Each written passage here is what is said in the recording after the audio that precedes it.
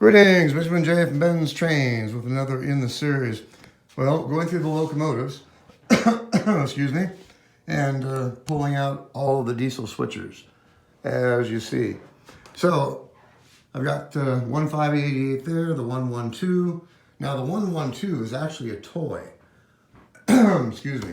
The 112 comes with a 6-volt special motor in it that runs on a battery pack. So anyway, it has a standard size shell. And then I've got a 588 black. You don't usually find these in black.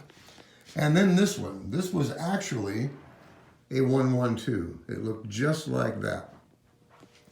And as you see, I have sprayed it with hammered pewter paint.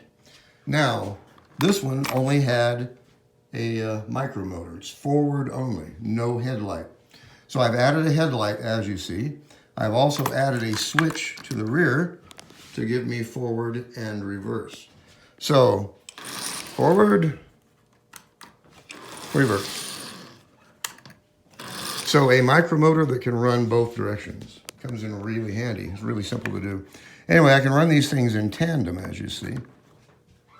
Where are we?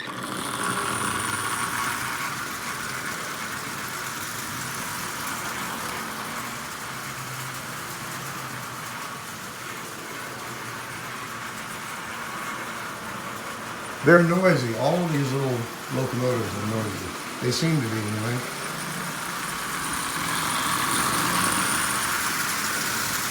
A little bit fast. So there's 50% power, pulling 11 tin litho cars.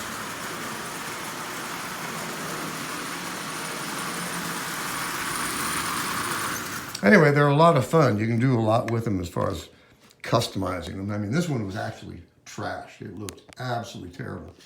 So I added a headlight to it, and that's just a grain of wheat bulb sticking out, epoxied in place, of course, wired directly to the motor, and then I added the switch. This is just surface mounted. I just cut a hole, stuffed the switch in it, wired it, and I haven't even put the screws in it yet. There's just a drop of epoxy holding it. But as you see, forward and reverse on a micro motor. It doesn't exist as far as Marx is concerned. But it's really easy to add that switch. It's a great way to add forward and reverse to a locomotive there, say the E unit goes out. If you don't want to bypass it, just put in a switch, effectively bypassing it anyway. But it gives you forward and reverse without having to dismantle the entire motor. Anyway, as you see, it's pretty simple. Surface mount, 4 wires. And it works. That's the neat thing about it.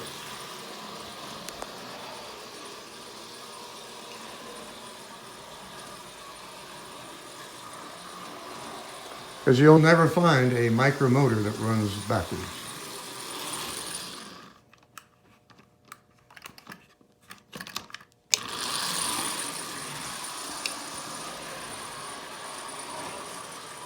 So they're actually quite zippy.